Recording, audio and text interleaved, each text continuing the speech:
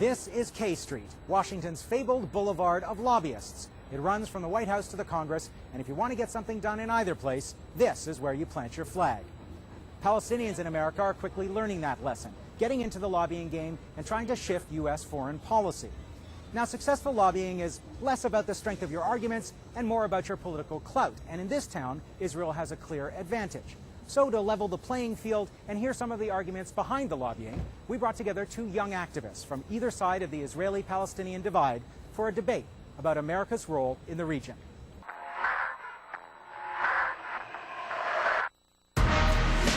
Meagan Buren is a media trainer at the Israel Project, a U.S. advocacy group for Israel. And Omar Baddar is a Palestinian activist with the U.S. campaign to end the Israeli occupation. So we've been talking to all kinds of people in D.C. about the Israel lobby, the role that it plays in American politics.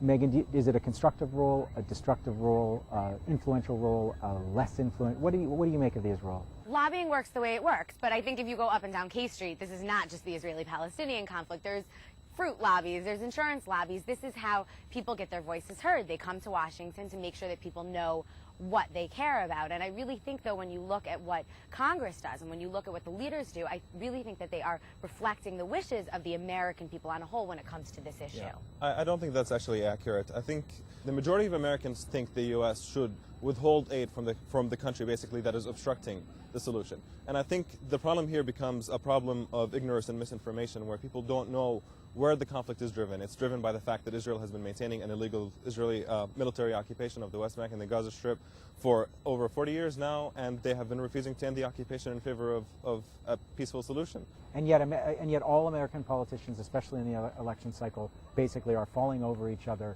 to declare their love and affection for Israel, and they cite American support. I think the American administration has been very open about the fact that the end game is a two-state solution, a better future for both sides. And I think if that is the end game, then that's the right path to take. It's the internationally accepted solution. But can you bring that about when you're clearly supporting one side in a conflict? Because that's the perception, certainly globally, of America's role vis-a-vis Israel. America has not just been supporting Israel. Clearly there is support there, there is aid there, but they've also given a tremendous amount of support to the Palestinians, and we should look maybe at where that money is going. Look, I mean, let's boil it down to something a bit more basic. If you look at the role that the U.S. has been playing consistently, it has been a one-sided supporter of Israel throughout the conflict. So, for example, the Palestinians have accepted a two-state solution basically officially in 1988. And that kicked off the peace process with the idea that Israel is going to gradually withdraw from the occupied territories to facilitate the creation of a Palestinian state.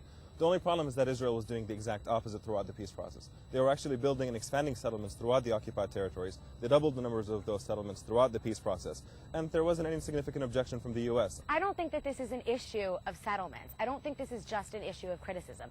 This is an issue of trying to move the process forward. And Israel consistently, not starting in 1988, but starting in 1948, has been reaching out its hand in peace to its neighbors. When you look at the way that Israel treats the Palestinians, you have basically almost 4 million Palestinians living in the occupied territories who have absolutely no rights, who are constantly abused on a regular basis, tortured, including the torture of children, which is documented by virtually every human rights organization in the world. Look at Amnesty International, look at Human Rights Watch, look at B'Tselem. I mean, those are not American values.